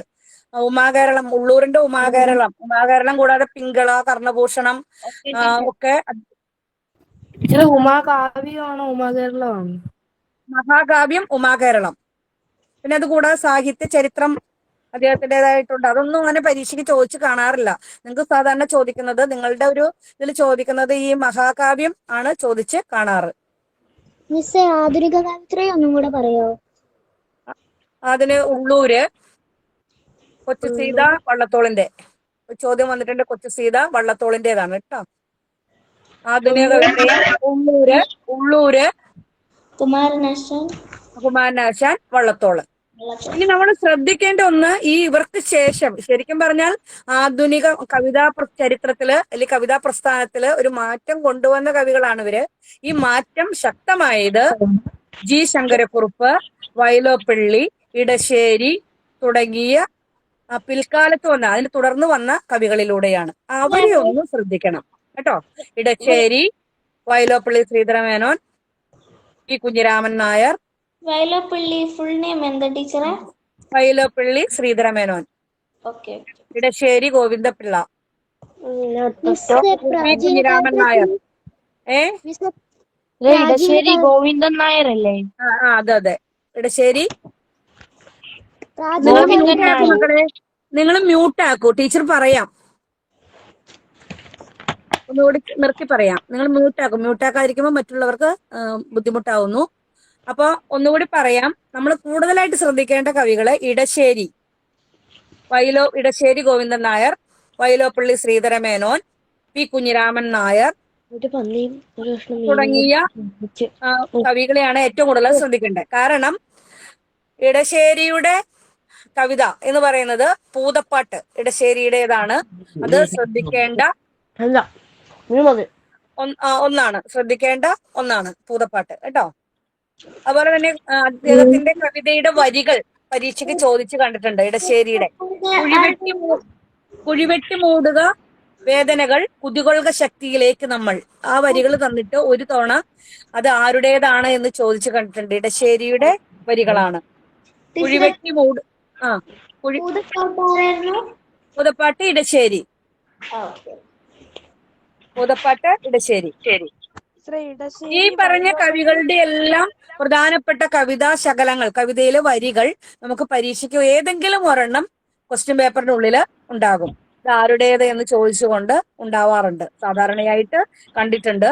ഒരു 98% ഷുവറായിട്ട് അങ്ങനെ ഒരു ചോദ്യം പ്രതീക്ഷിക്കാം.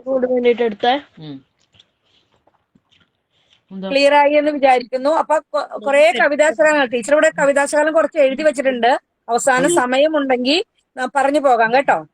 ഇനിയിപ്പം ശ്രദ്ധിക്കേണ്ടത് വൈലോപ്പള്ളി ശ്രീധരമേനോന്റെ കന്നിക്കൊയ്ത്ത് മകരക്കൊയ്ത്തൊക്കെ, വിത്തും കൊയ്ത്തും കന്നിക്കൊയ്ത്തും മകരക്കൊയ്ത്തൊക്കെ, വൈലോപ്പള്ളിയുടെ വിഷുക്കണി, ഇതൊക്കെ പ്രകൃതിയെ ഏറ്റവും കൂടുതൽ പ്രകൃതിയെ ആരാധിച്ചാൽ, ഈ പ്രകൃതിയെ ഏറ്റവും പ്രകൃതിയെ കുറിച്ച് ഏറ്റവും കൂടുതൽ എഴുതിയ കവി എന്ന് പറയുന്നത് ഈ കുഞ്ഞിരാമൻ നായരാണ് കേട്ടോ.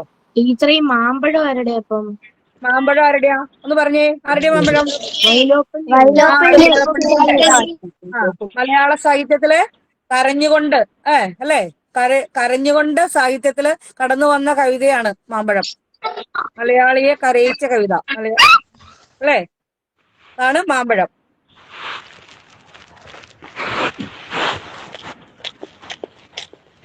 ഇനി ഇതിന്റെ അകത്തുള്ളത് കവിത പറഞ്ഞു, കഥ, നോവൽ, ഇതിലൊക്കെ ഒന്ന് ജസ്റ്റ് ഒന്നുകൂടി ഒന്ന് ആഴത്തിൽ പോകണം കേട്ടോ. ടീച്ചർ ഒന്ന് പറഞ്ഞു പോയത് മാത്രമേ ഉള്ളൂ, എല്ലാം ഒന്ന് പറയണമല്ലോ എന്ന് വിചാരിച്ചിട്ട്. ഇനി ഇതില് സാഹിത്യവുമായി ബന്ധപ്പെട്ട നിങ്ങളുടെ പാഠപുസ്തകത്തിലെ എഴുത്തുകാരെ കൂടി കുറച്ചുകൂടി പ്രധാനപ്പെട്ടതായി നോക്കണം. ടീച്ചർ പറഞ്ഞ കുറച്ച് എഴുത്തുകാരെ ടീച്ചർ പറഞ്ഞിട്ടുണ്ട്. അവരെ ഒന്ന് കുറച്ചുകൂടി കണ്ടെത്തി കുറച്ചുകൂടി കാര്യങ്ങൾ അവരുടെ കൂടി ശേഖരിക്കാനായിട്ട്, ടീച്ചേഴ്സുമായി ബന്ധപ്പെട്ട് ശേഖരിക്കാനായിട്ട് പറയണം. ഞാൻ കുറച്ച് നോട്ട് സാറിന് അയച്ചോളാം. നിങ്ങൾക്ക് ഗ്രൂപ്പുകൾ ഉണ്ടെങ്കിൽ ഷെയർ ചെയ്യാൻ പറഞ്ഞു. ഞാൻ കുറച്ച് ഗ്രൂപ്പിലേക്ക് നോട്ട് ഇട്ട് തരാം കേട്ടോ. നിങ്ങൾ അതുകൊണ്ട് വിഷമിക്കട്ടെ. ഇനിയിപ്പോ ഒരു വ്യാകരണ ഭാഗം ഒന്നുകൂടി നമ്മൾ ശ്രദ്ധിക്കണം. ഈ ഋഷിജ മ്യൂട്ടാക്കൂ, മൈക്ക് മ്യൂട്ടാക്കൂ മക്കളെ. വ്യാകരണത്തില് നമുക്ക് ഏറ്റവും പ്രധാനപ്പെട്ട് ചോദിക്കുന്ന ഒരു ചോദ്യമാണ് പദശുദ്ധി. ശരിയായ 4 പദങ്ങൾ തന്നിട്ട് ഇതിൽ ശരിയായ പദം ഏത്? എനിക്ക് വേണം. അപ്പൊ അങ്ങനെയുള്ള ചോദ്യങ്ങൾ തീർച്ചയായിട്ടും വരും. അപ്പൊ അവിടെ അങ്ങനെ വരാൻ സാധ്യതയുള്ള കുറേ അധികം പദങ്ങളുണ്ട്. വിദ്യുത് ശക്തി മുതല് അങ്ങനെ നിരവധി ചോദ്യങ്ങള് സാധാരണയായിട്ട് ചോദിക്കാറുണ്ട്. വിദ്യാർത്ഥി, അതുപോലെ അധ്യാപകൻ, അങ്ങനെ നിരവധി ചോദ്യങ്ങള് ശരിയായ പദം ഏത് എന്ന് ചോദിച്ചുകൊണ്ട് ചോദിക്കാറുണ്ട്. ടീച്ചർ അതിന്റെ ഒരു ചെറിയ നോട്ട് ടീച്ചർ ഇട്ട് തരാം. അതുകൊണ്ട് ടീച്ചർ കൂടുതലായിട്ട് പറയുന്നില്ല. അപ്പൊ തെറ്റ് തിരുത്താനാണ്, തെറ്റ് തിരുത്തി അല്ലെങ്കിൽ ശരിയായത് ഏതെന്ന് കണ്ടെത്താൻ വേണ്ടിയിട്ടാണ് അങ്ങനെ ഒരു ചോദ്യം പദശുദ്ധി വരുന്നത്. ഇനി വരുന്നത് വാക്യശുദ്ധിയാണ്. വാക്യശുദ്ധി ഒന്ന് ശ്രദ്ധിക്കണം. ഈ വാക്യശുദ്ധി സാധാരണയായിട്ട് വരുന്നത് ആവർത്തിച്ചു വരുന്ന പദങ്ങൾ. ഇപ്പൊ അതിനൊരു ഉദാഹരണം, അവൻ സ്വയം ആത്മഹത്യ ചെയ്തു. അതില് ശരിയാണോ? അത് ശരിയല്ല. കാരണം ആത്മഹത്യ എന്ന് പറയുന്ന പ്രവൃത്തി സ്വയം ചെയ്യുന്നതാണ്. അതുകൊണ്ട് സ്വയം എന്ന വാക്ക് അവിടെ ആവശ്യമില്ല. അപ്പൊ അത് തെറ്റാണ്. അതുപോലെ തന്നെ പറയും, ഞാൻ നന്ദിയും കൃതജ്ഞതയും രേഖപ്പെടുത്തുന്നു. ഈ നന്ദി എന്ന് നന്ദിയും ഒരേ അർത്ഥമല്ലേ? രണ്ടും ഒന്നിച്ചു ചേർക്കേണ്ടതില്ല. കാരണം രണ്ടിനും ഒരേ അർത്ഥം തന്നെയാണുള്ളത്. അപ്പൊ അങ്ങനെയുള്ള ആവർത്തിച്ചു വരുന്ന ഒരേ അർത്ഥത്തിലുള്ള പദങ്ങള് ആവശ്യമില്ലാത്തടത്ത്, ഇപ്പൊ നമ്മൾ ടെൻസ് പഠിക്കും, ഇംഗ്ലീഷിലൊക്കെ ടെൻസ് പഠിക്കാറുണ്ട്. കാലം, ഈ കാലത്തിനനുസരിച്ച് ചേർക്കുന്ന ചില പ്രയോഗങ്ങള് അതൊക്കെ ഒന്ന് ഒഴിവാക്കിയിട്ടാണ് വാക്യശുദ്ധി ശരിയാക്കേണ്ടത്. ഈ വാക്യശുദ്ധി അപ്പോൾ പലവട്ടം വായിച്ചു നോക്കിയാൽ മാത്രമേ നമുക്ക് ഏതാണ് ശരിയായ വാക്യം വന്നിരിക്കുന്നതിൽ ശരിയായത് ഏത് എന്ന് എഴുതാനായിട്ട് പറ്റുള്ളൂ. അപ്പം അതും ഒന്ന് ശ്രദ്ധിക്കണം. കുറച്ച് സാധാരണ രീതിയിൽ ചോദിക്കാറുള്ള പദശുദ്ധിയും വാക്യശുദ്ധിക്കും വരുന്ന കുറച്ച് പദങ്ങളും വാക്യവും നോട്ടിന്റെ ഉള്ളിൽ തരാം. ഇനി ചോദിക്കുന്ന വേറൊരു സാധനമാണ് നിഘണ്ടു ക്രമത്തില്. നമുക്കറിയാം നിഘണ്ടുവിന്റെ ക്രമത്തിൽ എഴുതാൻ ആ ആ അങ്ങനെ വരുന്നില്ലേ, മാലക്രമത്തിലാണ് നിഘണ്ടുവിൽ വാക്കുകൾ വരുന്നത്. ആ നിഘണ്ടു ക്രമത്തിൽ എഴുതിയതില് ശരിയായതേത് എന്നൊക്കെ ചോദ്യം വരാറുണ്ട്. അതും ഒന്ന് ശ്രദ്ധിക്കണം.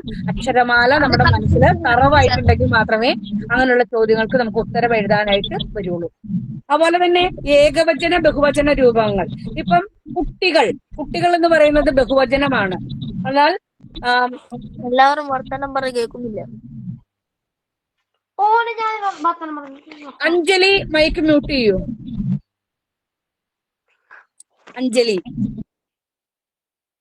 അഞ്ജലി മൈക്ക് മ്യൂട്ട് ചെയ്യൂ. നിങ്ങൾ മൈക്ക് ഓൺ ആക്കേണ്ടതില്ല. അതുപോലെ തന്നെ ഏകവചന ബഹുവചന രൂപങ്ങൾ കണ്ടെത്താനായിട്ട് ഇപ്പൊ നങ്ങ്യാർ, മാരാർ ഇതൊക്കെ ലിംഗപ്രത്യയങ്ങളൊക്കെ വരുന്നതാണ്. അപ്പൊ ഏത് ലിംഗമാണ് എന്നൊക്കെ ചോദിക്കാനുള്ള ചോദ്യങ്ങൾ വരാം. അതൊന്നും വലിയ കാര്യമായിട്ട് കണ്ടിട്ടില്ല, ഒന്ന് പറഞ്ഞു പോയെന്ന് മാത്രമേ ഉള്ളൂ. പക്ഷെ പദശുദ്ധിയും വാക്യശുദ്ധിയും പദം പിരിച്ചതിൽ ശരിയായതേത്, പദം പിരിച്ച് നമ്മൾ എഴുതാറുണ്ടല്ലോ, പദം പിരിച്ചതിൽ ശരിയായതേത്, ഘടകപദങ്ങളാക്കിയതിൽ ശരിയായതേത്, ഈ 4 ചോദ്യങ്ങളിൽ ഒരെണ്ണം തീർച്ചയായിട്ടും വരും. അതുപോലെ തന്നെ ചോദിക്കുന്ന വേറൊരു ചോദ്യമാണ് സൂര്യൻ, ചന്ദ്രൻ, മഴ, നിലാവ്, വെള്ളം, കടൽ, താമര, അമ്മ തുടങ്ങിയ വാക്കുകളുടെ പര്യായ പദങ്ങൾ നമ്മുടെ മനസ്സിലുണ്ടായിരിക്കണം. ചിലപ്പോ ഒരു കവിതയിലെ മാർത്താണ്ഡൻ എന്ന പറയുന്ന പദം അല്ലെങ്കിൽ ആദിത്യൻ എന്ന് പറയുന്ന ഒരു പദം എടുത്തിട്ടിട്ട് അതിന്റെ അർത്ഥം ഏത് എന്ന് ചോദിക്കാം. മാർത്താണ്ഡനും ആദിത്യനും ഒക്കെ സൂര്യന്റെ പര്യായമാണ്. അപ്പൊ അതുകൊണ്ട് ആ രീതിയിലുള്ള ചോദ്യങ്ങൾ വരാൻ സാധ്യതയുണ്ട്. അതുകൊണ്ട് സൂര്യൻ, ചന്ദ്രൻ, മഴ, നിലാവ്, വെള്ളം, സാഗരം, താമര, അമ്മ തുടങ്ങിയ ചില വാക്കുകളുടെ പര്യായ പദങ്ങൾ കൂടി നിങ്ങൾ പഠിച്ചു വെക്കേണ്ടതാണ്. അത് പഠിച്ചു വെക്കണം, എന്നാലാണ് അതിനെ ഓർത്തിരിക്കാൻ പറ്റുള്ളൂ. അതുപോലെ എതിർലിംഗങ്ങള്, ഇപ്പം നമ്പ്യാര്, നങ്ങ്യാര് അങ്ങനെ വരുന്ന കുറെ എതിർലിംഗങ്ങളുണ്ട്. അത് വലിയ കാര്യമായിട്ട് ചോദിച്ചു കണ്ടിട്ടില്ല, എന്നാലും അതുകൂടി ഒന്ന് നോട്ട് ചെയ്ത് വെക്കണത് നന്നായിരിക്കും. വ്യാകരണത്തിൽ ഇത്രയും കാര്യങ്ങളാണ് സാധാരണയായിട്ട് ചോദിക്കാറുള്ളൂ. ഇനി ചോദിക്കുന്നത് ശൈലികളും പഴഞ്ചൊല്ലുകളുമാണ്. നമുക്കറിയാം ഇഷ്ടംപോലെ മടിയൻ മല ചുമക്കുമ്പോഴുള്ള ശൈലികള്, ഇപ്പൊ കഥകളിയുമായി ബന്ധപ്പെട്ട ശൈലികൾ ഉണ്ട്. കലാശം ചവിട്ടുക, ധനാശി പാടുക, ശ്ലോകത്തിൽ കഴിക്കുക, ഇതൊക്കെ കഥകളിയുമായി ബന്ധപ്പെട്ട ശൈലികളാണ്. അങ്ങനെയുള്ള കുറെ ശൈലികൾ നമ്മുടെ പാഠഭാഗത്ത് ബന്ധപ്പെട്ട് വന്നിട്ടുണ്ടാവാം. അത്തരം കാര്യങ്ങൾ ഒന്ന് എഴുതി സൂക്ഷിച്ച്, ഏതാണ് ചോദിക്കുന്നത് നമുക്ക് പ്രത്യേകിച്ച് പറയാൻ പറ്റത്തില്ല, അപ്പോൾ അതൊന്ന് പഠിച്ചു വെക്കേണ്ടതാണ്. അതുപോലെ പഴഞ്ചൊല്ലുകളും നോക്കി വെക്കണം. പിന്നെ അവാർഡുകളാണ്. അവാർഡുകളിൽ ഏറ്റവും വലിയ പ്രത്യേകത എന്ന് പറയുന്നത് എഴുത്തച്ഛൻ പുരസ്കാരമാണ്. എഴുത്തച്ഛൻ പുരസ്കാരം ഒന്ന് നോട്ട് ചെയ്യണം. കാരണം സമഗ്ര സംഭാവനയ്ക്ക്, സാഹിത്യത്തിലെ സമഗ്ര സംഭാവനയ്ക്ക് എഴുത്തച്ഛൻ പുരസ്കാരത്തെ കുറിച്ചാണ് പറയുന്നത്. സാഹിത്യത്തിലെ സമഗ്ര സംഭാവനയ്ക്ക് 1993 എഴുത്തച്ഛന്റെ പേരിൽ ഏർപ്പെടുത്തിയ പുരസ്കാരമാണ് എഴുത്തച്ഛൻ പുരസ്കാരം. ഏറ്റവും വലിയ മലയാളത്തിലെ ഏറ്റവും വലിയ പുരസ്കാരം, സാഹിത്യ പുരസ്കാരവും എഴുത്തച്ഛൻ പുരസ്കാരമാണ്. 5 ലക്ഷം രൂപയും പ്രശസ്തി പത്രവുമാണ് എഴുത്തച്ഛൻ പുരസ്കാരത്തിന് നൽകുന്നത്. 1993 ഏർപ്പെടുത്തിയപ്പോൾ ശൂരനാട് കുഞ്ഞൻപിള്ളയ്ക്കായിരുന്നു ആദ്യത്തെ എഴുത്തച്ഛൻ പുരസ്കാരം കിട്ടിയത്. നമ്മുടെ 2024 എഴുത്തച്ഛൻ പുരസ്കാരം 24 എഴുത്തച്ഛൻ പുരസ്കാരം NS മാധവനാണ് കിട്ടിയിട്ടുള്ളത്. NS മാധവനാണ്. തീർച്ചയായിട്ടും പരീക്ഷയ്ക്ക് വയലാർ അവാർഡോ എഴുത്തച്ഛൻ പുരസ്കാരമോ തീർച്ചയായിട്ടും ഒരു ക്വസ്റ്റ്യൻ ആയിട്ടുണ്ടാവും. 2025 വയലാർ അവാർഡിന്റെ പ്രത്യേകത എന്ന് പറഞ്ഞാൽ വയലാറിന്, മഹാകവി വയലാറിന്റെ ഓർമ്മയെ അദ്ദേഹത്തിന്റെ 2025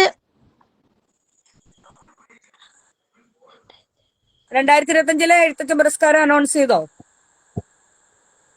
24 NS മാധവൻ വരെയല്ലേ വന്നുള്ളൂ. ഓക്കെ, ഞാൻ അപ്ഡേറ്റ് ചെയ്തില്ല. ഓക്കെ, ആദ്യത്തെ എഴുത്തച്ഛൻ പുരസ്കാരം കിട്ടിയ ഒരാളെ പേര് ശൂരനാട് കുഞ്ഞൻപിള്ള. ശൂരനാട് ഓടക്കുഴലൊന്നും ചോദിച്ചു കണ്ടിട്ടേ ഇല്ല. ഞാൻ പറയുന്നത് നിങ്ങൾ കേൾക്കൂ. അതുകൊണ്ട് മൈക്കൊന്ന് മ്യൂട്ട് ചെയ്യൂ, മറ്റുള്ളവർക്ക് ശല്യമാകുന്നു. വയലാർ അവാർഡ് ആണ് ഉള്ളത്.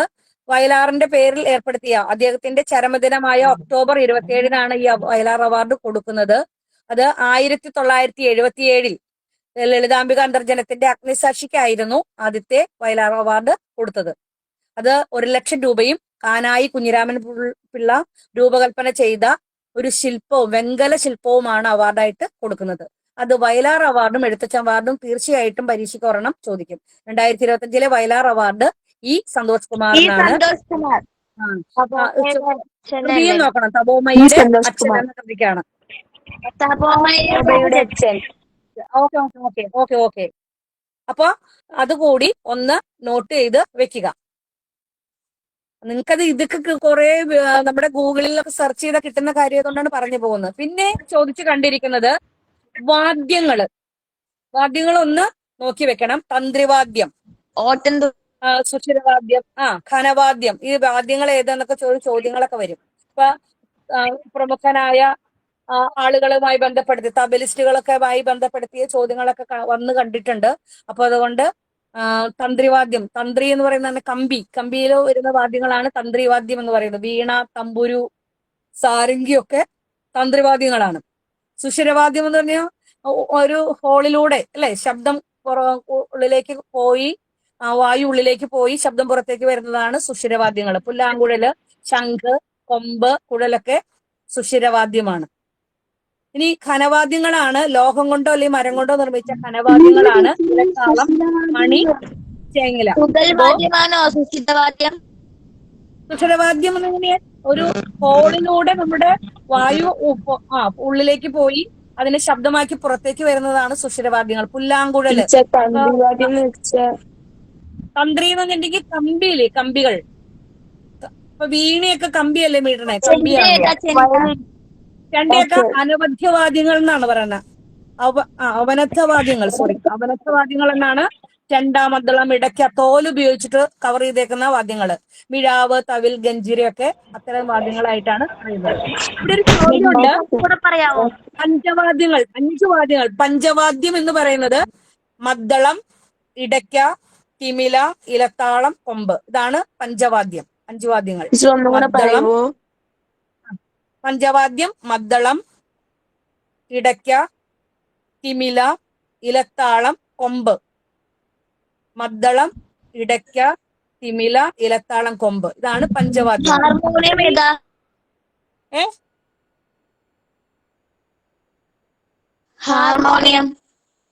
ഹാർമോണിയൊക്കെ ശരിക്കും വരുന്നത് അത് ഇത് ഉപയോഗിച്ചുണ്ടാവുന്നതൊക്കെ നല്ല ലോഹം, മരം കൊണ്ടുണ്ടാക്കുന്നതല്ലേ, അത് ഘനവാദ്യമായിരിക്കാം.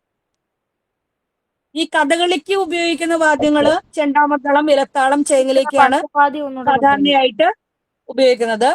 കൂത്തിന് മിഴാവ് പ്രധാനപ്പെട്ട ഉപയോഗിക്കുന്ന വാദ്യമാണ്. മിഴാവ്, ഇലത്താളം, ഇടയ്ക്ക. തുള്ളലില് മൃദംഗം അല്ലെങ്കിൽ മദ്ദളം, ഇലത്താളവുമാണ് കൂടുതലായിട്ട് ഉപയോഗിക്കുന്നത്. ഇതൊക്കെ ഇങ്ങനെ ഓർത്തൊന്ന് വെച്ചാൽ മതി. നിങ്ങൾ കൂടുതലായിട്ടൊന്നും വേണ്ട. ഏതെങ്കിലും ചോദിച്ചു പോയാൽ ഒന്ന് ഓർത്തു വെക്കുക. ഇനി ഓർത്തിരിക്കേണ്ട വേറൊന്നാണ് മുടിയേറ്റ്, തെയ്യം, തിറ, തീയാട്ട തുടങ്ങിയ പടയണി തുടങ്ങിയ നാടൻ കലാരൂപങ്ങളെ കൂടി ഒന്ന് നോട്ട് ചെയ്ത് വെക്കണം. നിങ്ങളൊന്ന് നോട്ട് ചെയ്ത് വെച്ചാൽ നന്നായിരിക്കും. ഞാനൊന്ന് പറയാം, നോട്ട് ചെയ്ത് വെച്ചോളൂ. നിങ്ങൾ കൂടുതലായിട്ട് 3-ാം ക്ലാസ്സിൽ നിന്നുള്ള ചോദ്യങ്ങൾ വരുമോ? 3-ാം ക്ലാസ്സിൽ നിന്നുള്ള ചോദ്യങ്ങൾ വരുമോ? നിങ്ങൾ ഇത്രയും നാള് നിങ്ങൾ പഠിച്ചു പോയ എല്ലാ കാര്യങ്ങളുമായി ബേസ് ചെയ്ത ചോദ്യങ്ങളായിരിക്കും.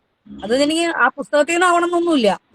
നമ്മൾ പഠിക്കുന്ന ഒരു പുസ്തകത്തിലെ ഒരു കാര്യം പഠിക്കുമ്പോൾ അത് മാത്രമല്ലല്ലോ പഠിക്കുന്നത്. നമ്മൾ പഠിക്കുമ്പോൾ ഒരു എഴുത്തുകാരന്റെ ഒരു കൃതിയെ പഠിക്കുമ്പോൾ ആ എഴുത്തുകാരനെ കുറിച്ചും ആ കൃതി ഇപ്പൊ നോവലോ നാടൻ കലാരൂപങ്ങളൊന്ന് നോട്ട് ചെയ്ത് വെച്ചോ. തെയ്യം, തിറ, മൈക്കൊക്കെ ഒന്ന് മ്യൂട്ട് ചെയ്തോളൂ കേട്ടോ. തെയ്യം, തിറ, പടയണി,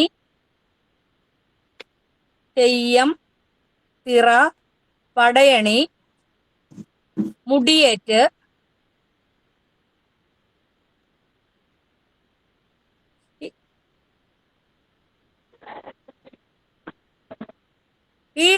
ഈ കലാരൂപങ്ങളെ ഒന്ന് ജസ്റ്റ് ഒന്ന് കൂടുതലായിട്ട് സെർച്ച് ചെയ്ത് പഠിച്ചു വെച്ചോ. ടീച്ചറിന് പറയാൻ നേരെ ഇല്ലാത്തത് കൊണ്ടാണ്. ഇവിടെ ചോദിച്ചിരുന്നു കഥകളിക്ക് ഉപയോഗിക്കുന്നത് ചെണ്ട, മദ്ദളം, ഇലത്താളം, ചേങ്ങില. ചെണ്ട, മദ്ദളം, ഇലത്താളം, ചേങ്ങില.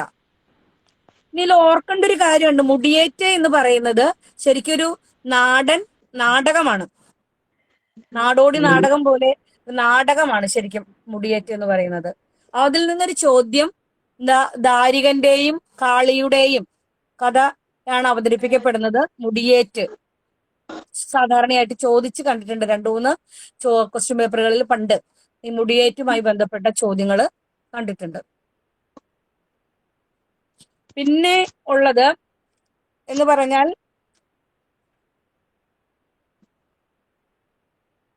ഏറ്റവും വലിയ നോവൽ ഏതാണ്? അവകാശികൾ. Very good. അവകാശികൾ. അത് നോക്കി വെക്കണം കേട്ടോ. അവകാശികൾ നോക്കി വെക്കണം. വലിയ നോവല്. ലക്ഷണമൊത്ത ആദ്യത്തെ നോവൽ ഇന്ദുലേഖയാണ്. അതും നോക്കി വെക്കണം. അതുപോലെ തന്നെ ആദ്യത്തെ നോവൽ കുന്തലത, അപ്പു നെടുങ്ങാടിയുടെ കുന്തലതയാണ്. അതും നോക്കി വെക്കണം കേട്ടോ. പിന്നെ നോക്കി കുറച്ച് വരികള്, ടീച്ചർ കുറച്ച് വരികള് എഴുതാൻ നിങ്ങൾക്ക് നേരെ ഉണ്ടാവില്ല, എന്നാലും കുറച്ച് വരികള് ടീച്ചർ പറയാം. ബാലസാഹിത്യത്തിലേക്ക് അതങ്ങനെ ഒരു ചോദ്യമൊന്നും വന്ന് കണ്ടിട്ടേ ഇല്ല. വാസനാകൃതി ആദ്യത്തെ ചെറുകഥയാണ്. നിങ്ങൾ അത്രയും കടന്നൊന്നും ചിന്തിച്ചു പോകണ്ട. 2-3 കുറച്ച് വരികള് സാധാരണയായിട്ട് ചോദിച്ചു കണ്ടിട്ടുള്ള കുറച്ച് വരികൾ ടീച്ചർ പറയാം. ഇത് എഴുതിയെടുക്കാൻ നേരമൊന്നും ഉണ്ടാവില്ല, എന്നാലും പറയാം. ഇപ്പൊ സ്നേഹിക്കയില്ല ഞാൻ നോവുമാത്മാവിനെ, സ്നേഹിച്ചിടാത്തൊരു തത്വശാസ്ത്രത്തെയും വയലാറിന്റെ വരികളാണ്. മറ്റുള്ള ഭാഷകൾ കേവലം ധാത്രിമാർ, മർത്യനു പെറ്റമ്മ തൻ ഭാഷ താൻ, വള്ളത്തോളിന്റെ വരികളാണ്. ഭാരതമെന്നു കേട്ടാൽ അഭിമാനപൂരിതമാകണം അന്തരംഗം, കേരളമെന്നു കേട്ടാലോ തിളയ്ക്കണം ചോര നമുക്കി ഞരമ്പുകളിൽ, വള്ളത്തോളിന്റെ വരികളാണ്. അതുപോലെ തന്നെ സ്നേഹമാണ് അഖിലസാരമൂഴിയിൽ അല്ലെ, സ്നേഹത്തെ കുറിച്ച് പാടിയ കവിയാണ് കുമാരനാശാൻ. അതുപോലെ കുമാരനാശാന്റെ ശ്രദ്ധിക്കപ്പെട്ട മറ്റൊരു വരിയാണ് മാറ്റുവിൻ ചട്ടങ്ങളെ, സ്വയം അല്ലെങ്കിൽ മാറ്റുമതികളി നിങ്ങളെത്താൻ, ആശാന്റെ വരികളാണ്. അതുപോലെ തന്നെ മംഗളം ഭവിക്കട്ടെ മഹിതമാം, പ്രകൃതിക്കും മർത്തിനും പുല്ലിനും പഴുതാരയ്ക്കും പോലും, സുഗതകുമാരിയുടെ വരികളാണ്. ഏറ്റവും കൂടുതൽ പ്രകൃതിയെ സ്നേഹിച്ച കവിയത്രിയാണ് സുഗതകുമാരി. അതുപോലെ തന്നെ കുഴിവെട്ട് മൂടുക വേദനകൾ കുതികൊള്ളുക ശക്തിയിലേക്ക്, ഞാൻ ആദ്യം പറഞ്ഞു, ഇടശ്ശേരിയുടെ വരികളാണ്.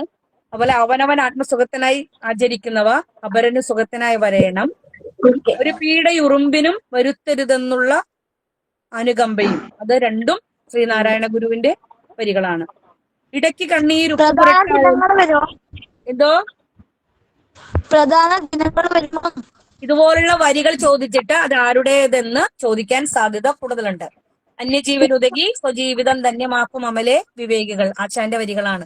അതുപോലെ ഇഷ്ടംപോലെ ഉമ്മാട്ടിക്ക് ഉപയോഗിക്കുന്ന വാദ്യോപകരണങ്ങൾ ഏതാണെന്ന് സെർച്ച് ചെയ്യേണ്ടതായിട്ട് വരും. ഞാനത് നോക്കിയിട്ടില്ല.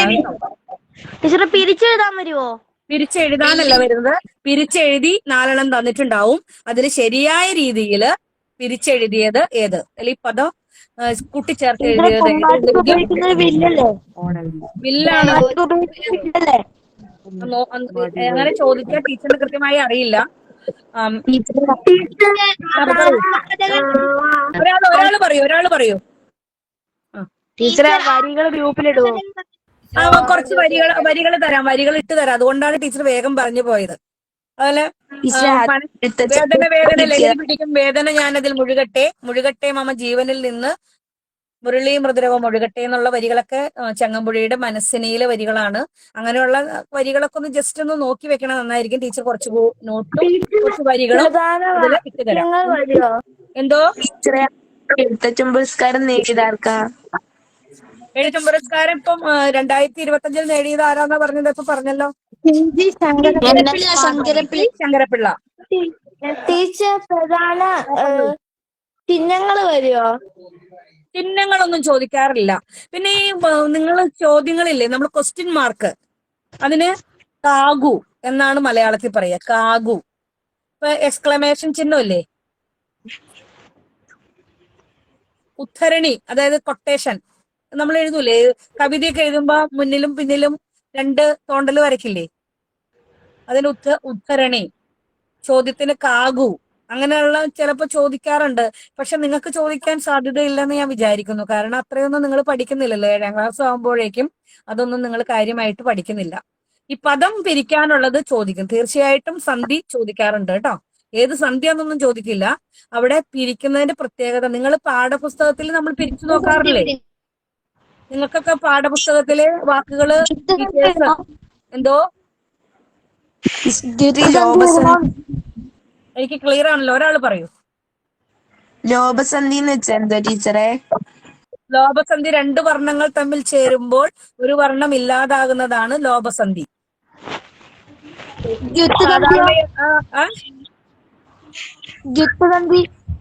ദ്വിത്വസന്ധി എന്ന് പറഞ്ഞാൽ 2 വർണ്ണങ്ങൾ തമ്മിൽ ചേരുമ്പോൾ ഒരു വർണ്ണം ഇരട്ടിക്കുന്നതാണ് ദ്വിത്വസന്ധി.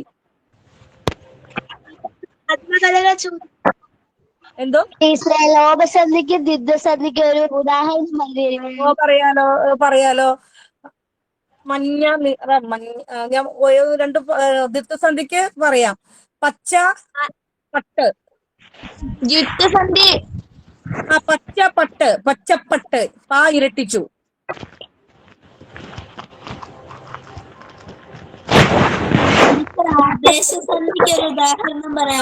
പറയാം. സദാചാരം. സത് പ്ലസ് ആചാരമാണ് സദാചാരം. എന്താണ് ആദേശസന്ധി? എന്താണ് ആദേശസന്ധി? എന്താണ്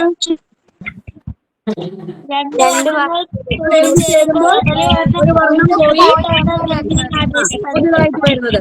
സദാചാരം തായാണ്, തവളയുടെ തായാണ്. അത് പക്ഷെ കൂട്ടിച്ചേരുമ്പോൾ ദയയുടെ ദായായിട്ട് മാറുന്നു. അതുപോലെ തന്നെ ആഗമസന്ധി എന്താണ്? 2 വർണ്ണങ്ങൾ തമ്മിൽ ചേരുമ്പോൾ പുതിയതായിട്ടൊരു വർണ്ണം വന്നു ചേരുന്നതാണ് തിരുവോണം. അല്ലെ? തിരു പ്ലസ് ഓണം, തിരുവോണം അല്ലേ?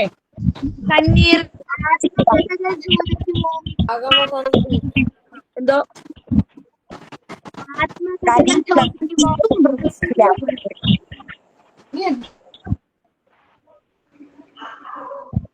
ഇപ്പൊ പറഞ്ഞു പോയതിൽ എന്തെങ്കിലും സംശയമുണ്ടോ?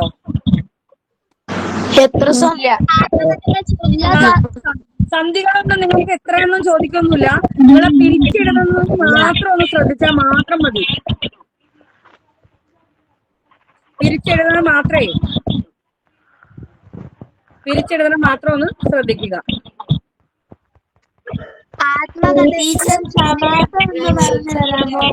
സമാസ 2 വർണ്ണങ്ങൾ കൂടിച്ചേർക്കുമ്പോൾ ഉണ്ടാകുന്ന പദങ്ങൾക്കുണ്ടാകുന്ന പ്രത്യേകതകൾക്ക് അനുസരിച്ചിട്ടാണ് സമാസിക്കുക എന്ന് പറഞ്ഞാൽ കൂട്ടിച്ചേർക്കുക എന്നാണ് ഉത്തരം. മൈക്ക് മ്യൂട്ട് ചെയ്യൂ.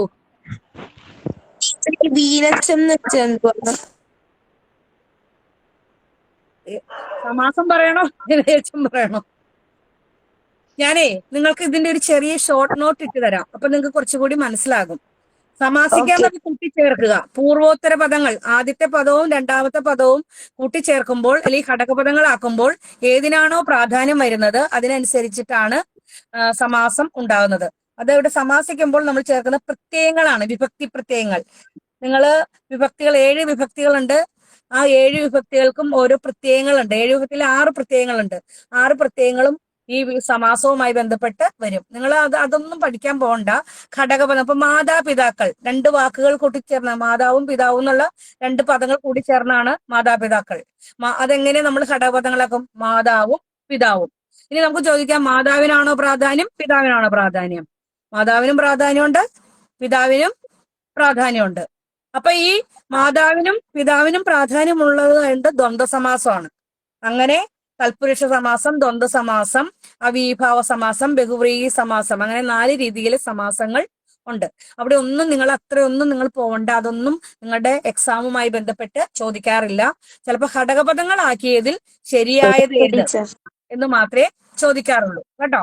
നിങ്ങൾ കൂടുതൽ അങ്ങനെ വിഷമിക്കണ്ട. അതൊന്നും അങ്ങനെ കൂടുതൽ ചോദിച്ച് വരാറില്ല.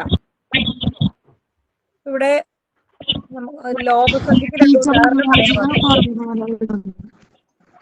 ലോപസന്ധിക്ക് ഉദാഹരണം പറയാൻ പറഞ്ഞിട്ടുണ്ടായില്ലേ? ടീച്ചർ നോക്കട്ടെ, പെട്ടെന്ന് ഓർത്തപ്പോ ഇല്ല. ടീച്ചർ ഇമോജികൾ ഇടുന്നത് നിർത്താൻ പറയും. നിർത്തുമക്കളെ, ഇമോജികൾ ഇടാതിരിക്കോ? ടീച്ചർ പോയി പ്ലസ് ഇല്ല പോയില്ല. പോയില്ല. ആ ഇതാണ് പ്ലസ് ഇല്ല കേട്ടില്ല. കേട്ടില്ല. അവിടെ എന്താ ലോപിച്ചേ? സമൃദ്ധോകാരം. ചന്ദ്രകല അല്ലെ? ചന്ദ്രകല എന്ന് നമ്മൾ പറയുന്ന അതിന് പറയുന്നത് സമൃദ്ധോകാരം എന്നാണ്. ഇപ്പൊ ഇവിടെ പറയാം ഇതാണ്, ഇത് പ്ലസ് ആണ് അല്ലെ, ഇത് കോമ ആണ്, ഇത് എന്ന് പറയുന്ന ഇത് ചന്ദ്രകല, അതായത് സമൃദ്ധോകാരമാണ് അവിടെ ലോപിക്കുന്നത് അല്ലെ. കുറിച്ചിട്ട, കുറിച്ച് പ്ലസ് ഇട്ട, കുറിച്ചിട്ട. പെട്ടെന്ന് ചോദിച്ചപ്പോ ടീച്ചറിന് കിട്ടിയില്ല വാക്ക്. അപ്പൊ ആഗമസന്ധി, ആദേശസന്ധി, ലോപസന്ധി, ദിത്വസന്ധി. നമ്മൾ ഈ ഒരു കാര്യം മാത്രം നമ്മൾ ശ്രദ്ധിക്കുക കേട്ടോ. പദം പിരിച്ചു വരുമ്പോൾ ഒരു കാര്യം മാത്രം ശ്രദ്ധിക്കുക. പദം പിരിക്കുന്നത് എങ്ങനെ, അതായത് സ്വരാക്ഷരങ്ങളില്ലേ, സ്വരാക്ഷരങ്ങൾ ഏതൊക്കെയാണ് സ്വരാക്ഷരങ്ങൾ? ആ മുതൽ അം വരെയുള്ള സ്വരാക്ഷരങ്ങൾ ആയിരിക്കും വർണ്ണങ്ങളായിട്ട്, അല്ലെങ്കിൽ വ്യഞ്ജനാക്ഷരങ്ങളായിരിക്കും വർണ്ണങ്ങളായിട്ട് വരുന്നത്. വ്യഞ്ജനാക്ഷരങ്ങളും സ്വരാക്ഷരങ്ങളും മനസ്സിലായല്ലോ അല്ലെ? അല്ലാതെ ചില്ലുകളല്ല ഒരിക്കലും വരുന്നത്. ഉദാഹരണം പറയുമ്പോ മനസ്സിലാകും നമുക്ക്.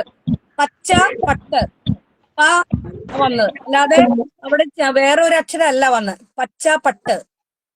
അതുപോലെ തന്നെ ആചാരം, അടുത്തൊരു പദമല്ലേ, രണ്ടാമത് കൂടി ചേർക്കേണ്ട പദമല്ലേ. ആ പദം ശരിക്കും പറഞ്ഞാൽ വ്യഞ്ജനാക്ഷരങ്ങളോ സ്വരാക്ഷരങ്ങളോ ആയിരിക്കും. അത് മാത്രം നമ്മൾ നോക്കിയാൽ മതി. അപ്പൊ നിങ്ങൾ പിരിച്ചതിൽ ഏതാ ശരിയെന്ന് വെച്ചിട്ടുണ്ടെങ്കിൽ അങ്ങനെ ഒന്ന് നോക്കിയാൽ നമുക്ക് കൃത്യമായിട്ട് കിട്ടും. പലവട്ടം വായിച്ചു നോക്കണം ചോദ്യം കേട്ടോ, എന്നാലാണ് ഉത്തരം ഏതാണ്. നമ്മൾ ആക്രാന്തം പൂത്തെന്ന് പറഞ്ഞാല് കിട്ടുന്ന വഴി ഇത് എനിക്കറിയാം, ഞാൻ കണ്ടിട്ടുണ്ട് എന്ന് പറഞ്ഞിട്ട് നിങ്ങൾ ഉത്തരം എഴുതാൻ നിൽക്കരുത്. പലവട്ടം ഒന്ന് നോക്കുക, അതിനുശേഷം മാത്രമേ കറുപ്പിക്കാവൂ. കറുപ്പിക്കുന്നതായതുകൊണ്ട് ശ്രദ്ധിക്കണം, മാറ്റി എഴുതാൻ പറ്റത്തില്ല, മാർക്ക് പോകും. അതുകൊണ്ടാണ് കേട്ടോ. ഇനി കൂടുതൽ എന്തെങ്കിലും? 1 മണിക്കൂറായി. രതീഷ് മാഷേ, ഞാൻ ഇതിന്റെ ഒരു ചെറിയ നോട്ട് മാഷിന് ഇട്ട് കൊടുത്തേക്കാം. മാഷിനോട് നിങ്ങൾക്ക് ഗ്രൂപ്പുകൾ ഉണ്ടെങ്കിൽ മ്യൂട്ടാക്കു മക്കളെ. പവിത്ര ഗിരീഷ്. ടീച്ചറെ ഏറ്റവും പഴയ പാട്ട് സാഹിത്യ കൃതി ഏതാ? ക്ലിയർ ആയില്ല, ഒന്നുകൂടെ പറഞ്ഞേ. പഴയ പാട്ട്. ഒരാളും മൈക്ക് ഓൺ ചെയ്ത മറ്റുള്ളവരെ, ഇത് ഇമോജികൾ ഇടണം എന്തിനാണ്? നവീൻ ദാസ്. ടീച്ചറെ ഏറ്റവും പഴയ പാട്ട് സാഹിത്യ കൃതി ഏതാ? സാഹിത്യകൃതികൾ എന്ന് പറഞ്ഞിട്ടുണ്ടെങ്കിൽ പാട്ട് പ്രസ്ഥാനം തുടങ്ങി ഏറ്റവും പഴയ മണിപ്രവാള കൃതികളൊക്കെയാണ് ഏറ്റവും പഴയതായിട്ട് പറയുന്നത്. അതൊന്നും നിങ്ങൾ പഠിക്കേണ്ടതല്ല. മണിപ്രവാള കൃതികളായ ചെറിയച്ചി, ചന്ദ്രോത്സവം തുടങ്ങി ഉള്ള ഒത്തിരി കൃതികളുണ്ട്. അതുപോലെ ഉണ്ണിനീലി സന്ദേശം, സന്ദേശകാവ്യങ്ങള്, ഉണ്ണിച്ചിരി ദേവി ചരിതം, അങ്ങനെയൊക്കെ പഴയ ഒത്തിരി കൃതികളുണ്ട്. അതൊന്നും നിങ്ങൾ ശ്രദ്ധിക്കുകയേ വേണ്ട. നിങ്ങൾക്ക് ഒരു ചോദ്യവും അങ്ങനെയുള്ള രീതിയിൽ നിന്ന് ഒരിക്കലും വരില്ല. നിങ്ങൾ പാഠഭാഗങ്ങൾ നന്നായി വായിക്കുക. പാഠഭാഗങ്ങളിലെ എഴുത്തുകാരെ കുറിച്ചും അവരുടെ കൃതികളുമായി ബന്ധപ്പെട്ട കാര്യങ്ങളൊക്കെ പഠിക്കുക കൂടുതലായിട്ട്. ഒത്തിരി തൂലികാനാമങ്ങൾ നമ്മൾ പറഞ്ഞു പോയില്ല. തൂലികാനാമൊക്കെ നിങ്ങൾക്ക് അറിയായിരിക്കും. PC കുട്ടിക്കൃഷ്ണൻ, ഉറൂബ്, അങ്ങനെയല്ലേ, MK മേനോൻ, വിലാസിനി, അങ്ങനെ നിരവധി പേരുകളുണ്ട്. ആ പേരുകളൊക്കെ നോക്കി വെക്കണം. നിങ്ങൾ ഇതൊക്കെ പഠിച്ചിട്ടുണ്ടാവും. രാജേഷ് VP പുല്ലൂക്കര. ഇതുമാത്രം ഇമോജികളാ വരുന്നേ.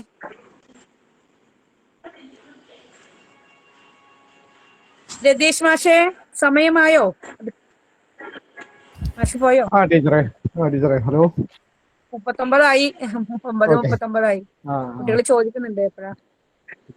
ഞാനൊരു നോട്ട് മാഷെ ഇട്ട് തരാം. ഇതിന്റെ ഒരു നോട്ട് എന്റെ കയ്യിൽ ഒരു ഷോർട്ട് നോട്ട് ഇരിപ്പുണ്ടാകും, ഞാൻ ഇട്ട് തരാം. മാഷ് പറ്റുന്നത്ര ഷെയർ ചെയ്താൽ നന്നായിരിക്കും. നമുക്ക് ഒരു ദിവസം 1 മണിക്കൂർ കൊണ്ടൊന്നും പറയാനും ഒന്നും പറ്റത്തില്ല. അല്ലെങ്കിൽ ഏതെങ്കിലും ഒരു പോർഷൻ മാത്രമാണെങ്കിൽ നമുക്ക് കൃത്യമായിട്ട് പറയാമായിരുന്നു. ഇവർക്ക് അത്യാവശ്യം കാര്യങ്ങളൊക്കെ അറിയാവുന്നവരാണ്. കുറെ ആയല്ലോ. വേറെ ക്ലാസ് കാണുമോ ഇനി? അത് അറിയിക്കാം ഈ ഗ്രൂപ്പിൽ.